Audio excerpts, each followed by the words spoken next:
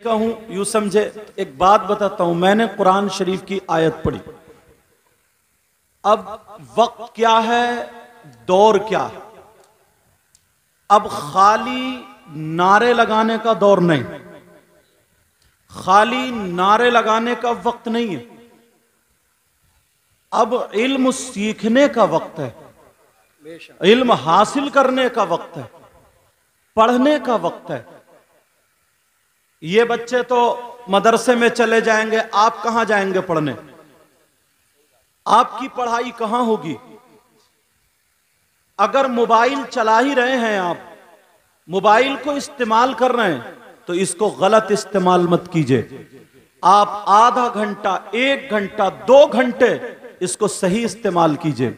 इसमें क्या नहीं है, ये एक आपके लिए उस्ताद साबित होगा, यह आपके लिए एक टीचर साबित होगा, यह आपके लिए एक मुअल्लिम साबित होगा। और अगर गलत चीजें देखेंगे तो उधरी बहते चले जाएंगे। अब मोबाइल जिन जिन बच्चों पर है, मोबाइल जिन जिन नौजवानों पर है, उनको सही इस्तेमाल करें। आज देखें, दौर देखें, कोई भी आता है कुछ भी कह के चला जाता है। लोग तभी बोलते हैं जब पढ़ते हैं, मगर इस पूरे मजमे में यहां से लेकर के यहां तक अगर मैं पूछ लूं, उम्मुल मुमिनीन हजरत आयशा सिद्दीका रदियल्लाहु ताला अन्हा को जो इल्जाम लगा था, वो इल्जाम था क्या? वो इल्जाम किसने लगाया? वो इल्जाम कब लगा? उस इल्जाम का जिक्र कौन सी किताब में है? तो यहां से लेकर के यहां तक कोई भी नहीं बता सकता इल्ला माशाअल्लाह। मगर ऐसा नहीं है, जो लोग जानते हैं, पढ़ते हैं, उसकी खोज रखते हैं, आखिर ये इल्जाम लगा क्यों, ये इल्जाम का जवाब क्या है।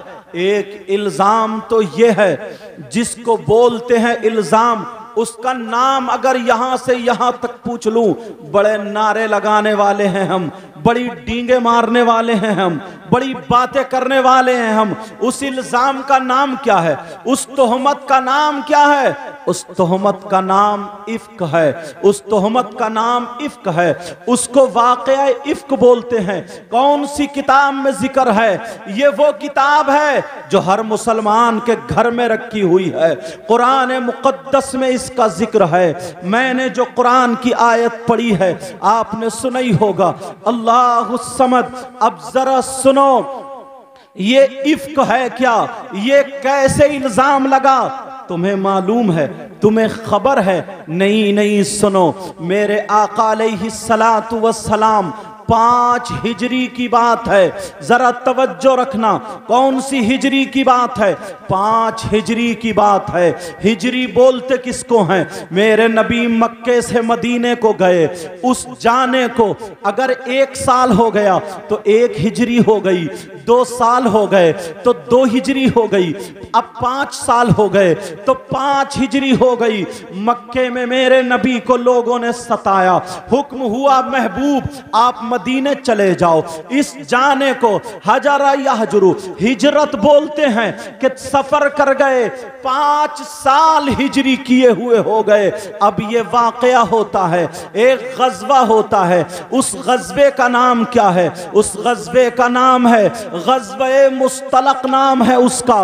वहां पर जा रहे थे, उसकी वापसी जब होती है, उसमें साथ में मेरे आका अलैहिस्सलातु वस्सलाम भी हैं, और मेरे आका की बीवी हजरत आयशा सिद्दीका रदियल्लाहु ताला अन्हा, जो पूरी कायनात के मोमिनों की मां है, अल्लाह वो भी साथ में है।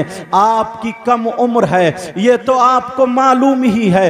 हजरत आयशा का निकाह मेरे आका से जब हुआ था तो 6 साल की उम्र थी, जब रुखसती हुई थी तो 9 साल की थी। इस बात को भी मैं वाज़ेह करूंगा, मगर अपने बच्चों को ये बातें बताया करो, अपनी बच्चियों को ये बातें बताया करो, ये सबक पढ़ाया करो, ताकि तुमसे अगर कोई कहे तो तुम्हें अब किसी मौलाना का दरवाजा देखना ना पड़ना चाहिए, तुम्हें किसी के दर पे नहीं जाना चाहिए।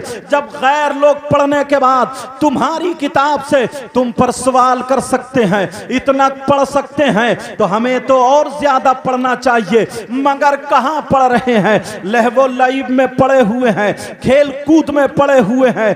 कुरान, अगर तुम्हारे पास मोबाइल है तो मोबाइल से सब कुछ देख सकते हो, सब कुछ हासिल कर सकते हो। अब जरा सुनो, 5 हिजरी की बात है, ग़ज़वे मुस्तलक़ है, वहां से आप वापस आ रहे हैं। मेरे नबी भी हैं, हजरत आयशा सिद्दीक़ा भी हैं, और भी लोग हैं। मगर उस वक्त औरतों को एक हौदज में रखा जाता था, जैसे पालकी होती है। कुछ दिन पहले दुल्हन को पालकी में ले जाया जाता था, चारों तरफ से पर्दा होता था। तो वो जंग से वापस में आ रही थी, हजरत आयशा उसी पालकी, जिसको हौदज बोलते हैं, उसमें बैठी हुई थी। कम उम्र थी, बच्चे कम उम्र थी, वजन कम था, कोई भी सहाबी चेहरा नहीं देखता था, कोई भी शख्स पर्दा उठा करके नहीं देखता था। वो हौदज ऐसे ही उठा के सवारी पर रख दिया जाता था। हजरत आयशा जब रास्ते में वहां पे ठहरी है और लोग भी ठहर जाते हैं, अल्लाह अल्लाह, जब हजरत आयशा को कुछ जरूरत होती है, जरूरत से थोड़ी आड़ में चली जाती हैं, इधर चलने का वक्त हो जाता है, काफले ने आपके हौदज को उठा के रख दिया। काफले वाले समझे हजरत आयशा इसी में मौजूद हैं, मगर छोटी सी, मतलब कम उम्र थी, वजन ज्यादा नहीं था, ताकि पता चल जाता। लकड़ी का हौदज उठा के रख दिया, लोग समझे हजरत आयशा इसी में है। वो काफला चला जाता है, हजरत आयशा अपनी जरूरत से फारिग होकर के जब वापस आती हैं, जरा तवज्जो रखना, सुन लो इल्जाम कहां से लगा है, तोहमत कहां से लगी है, पूरी डिटेल मालूम होनी चाहिए, पूरा पता मालूम होना चाहिए। ये हमारी तुम्हारी माँ है।